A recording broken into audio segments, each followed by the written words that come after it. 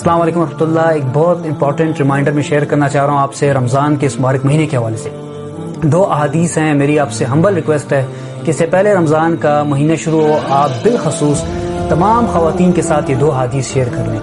ان خواتین کے ساتھ جن بیچاریوں کو بہت مسئلہ ہوتا ہے رمضان میں، جب وہ افطاریاں بنانے میں مصروف ہوتی ہیں یا سحری بنانے میں مصروف ہوتی ہیں، جس کی وجہ سے ان کو تلاوت کرنے کا ٹائم نہیں ملتا، ذکر کرنے کا ٹائم نہیں ملتا، اللہ سے دعائیں کرنے کا ٹائم نہیں ملتا، جس کی وجہ سے بہت چڑچڑاپن بھی ان کے مزاج میں آ جاتا ہے. وہ گلے شکوے بھی کرتی ہیں کہ آج عبادت نہیں کر سکے، دعا نہیں کر سکے. تو ان تمام خواتین کو میں 2 حدیث اللہ کے نبی علیہ السلام کی سنانا چاہتا ہوں. نمبر 1، یہ پہلی حدیث صحیح مسلم کے اندر ہے. حضرت انس رضی اللہ عنہ روایت کرتے ہیں کہ کنا مع النبی صلی اللہ علیہ وسلم فی سفر، ایک سفر پر ہم اللہ کے نبی صلی اللہ علیہ وسلم کے ساتھ گئے. کہتے ہیں شدید گرمی تھی، پیاس سے بری حالت تھی اور ہم سب کا روزہ تھا. تو اللہ کے نبی علیہ السلام نے اعلان کر دیا کہ آپ لوگ روزہ توڑ دیں، کیونکہ مسافر تھے، سفر میں روزہ چھوڑا جا سکتا ہے ایسی سچویشن میں. تو حضرت انس فرماتے ہیں فمنا الصائم ومنا المفطر، کہتے ہیں ہم میں بعض تو ایسے تھے جنہوں نے روزہ توڑ دیا، لیکن بعض ایسے تھے کہ انہوں نے کہا کہ نہیں، اس گرمی میں اگر روزہ رکھیں گے تو اجر بھی بہت زیادہ ملے گا، تو وہ روزے پر قائم رہے. تو کہتے ہیں کہ جنہوں نے روزہ توڑ دیا تو اب وہ روزہ توڑ دیا تو ایکٹیو ہو گئے. اب انہوں نے خیمے بھی لگائے، خدمتیں بھی کی، کھانے بنائے اور سارے کام کیے. اور جن کا روزہ تھا تو وہ ذرا ڈھیلے ماٹھے پڑ گئے، ان میں زور ہی نہیں تھا، ہمت ہی نہیں تھا. جب اللہ کے نبی نے یہ سارا حالات دیکھے تو آپ نے اس موقع پہ بہت خوبصورت الفاظ فرمایا. آپ نے فرمایا ذهب المفطرون اليوم بالاجر، جن لوگوں نے روزہ نہیں رکھا اور روزے داروں کی خدمت کی ہے یہ لوگ اجر میں سبقت لے گئے آج.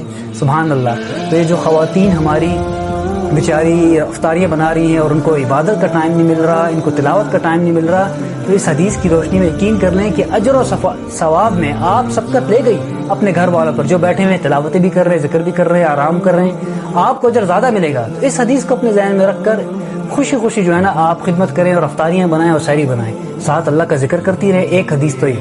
دوسری حدیث بہت خوبصورت ہے، یہ مشکات شریف کے اندر ہے، کتاب الصوم کے اندر. رسول اللہ صلی اللہ علیہ وسلم نے ارشاد فرمایا من فطر صائما، جس نے کسی روزہ دار کو روزہ افطار کرایا، پہلا تو اس کو ثواب بھی ملے گا. نبی صلی اللہ علیہ وسلم نے فرمایا کان لہ مغفرۃ لذنوبہ، اللہ تعالیٰ اس کے سارے گناہ معاف کر دیں گے. نمبر 1. نمبر 2 آپ نے فرمایا وعتق رقبۃ من النار، اللہ تعالیٰ جہنم سے اس کو آزاد کر دیں گے. یہاں 1 منٹ کے رکیں. میں آپ پورا رمضان کیوں محنت کر رہے ہیں، کیوں عبادت کر رہے ہیں؟ کہ اللہ راضی ہو جائے، جہنم سے بچ جائیں. تو اس کا تو آسان طریقہ اللہ کے نبی نے بتا دیا کہ جس نے کسی روزے دار کو روزہ افطار کرایا، اس کی فضیلت یہ ہے کہ اس کو اللہ تعالیٰ جہنم سے آزاد کر لیں گے.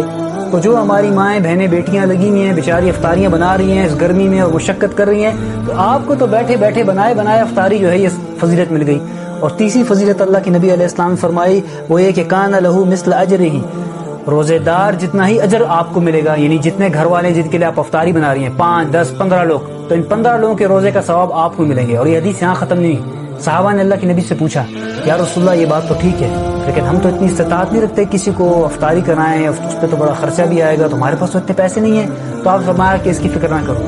اب آسان کیا ہے، آپ نے فرمایا من فطر صائما، جس نے کسی روزہ دار کو روزہ افطار کرایا، چاہے دودھ کا 1 گھونٹ پلائے یا او تمرتن یا 1 کھجور کھلا دے یا پانی کا 1 گھونٹ بھی پلا دے، تو اس کو بھی اتنا ہی اجر ملے گا. اور آگے آپ نے فرمایا بہت خوبصورت الفاظ ہیں. آپ نے فرمایا من اشبع صائما، جس نے کسی روزہ دار کو پیٹ بھر کر افطاری کرائی. یہ بالخصوص میں ہماری خواتین کے لیے سنا رہا ہوں حدیث. جس نے کسی روزہ دار کو پیٹ بھر کر افطاری کرائی، آپ نے فرمایا سقاہ اللہ من حوضی، اللہ تعالیٰ قیامت کے دن جب سوا نیزے پہ سورج ہوگا، لوگوں کی پیاس سے بری حالت ہوگی، اس روز ایسے شخص کو میرے حوض کوثر سے ٹھنڈا پانی پلائیں گے. اللہ اکبر. اور کیا آپ کو فضیلت چاہیے کہ اللہ کے نبی کے حوض کوثر سے آپ کو پانی پینے کا موقع مل رہا ہے اس رمضان، اگر آپ جو ہیں وہ افطاری بنانے میں مصروف ہیں اور خدمت کرنے میں مصروف ہیں. تو اس سے بالکل خفا نہ ہو، پریشان نہ ہو، اور اس چیز کو ہیڈک کے طور مت لیں آپ کہ افطاری بنا رہی ہوں، عبادت میری اسکپ ہو رہی ہے، میری دعائیں اسکپ نہیں. آپ کو حوض کوثر سے پانی پینے کا موقع مل رہا ہے. آپ یہ سوچیں ہر دن رمضان کے، اور اب جب آپ افطاری بنا رہی ہیں تو اللہ سے دعائیں کرتے رہیں، انشاءاللہ وہ دعائیں بھی اللہ تعالیٰ قبول کریں گے.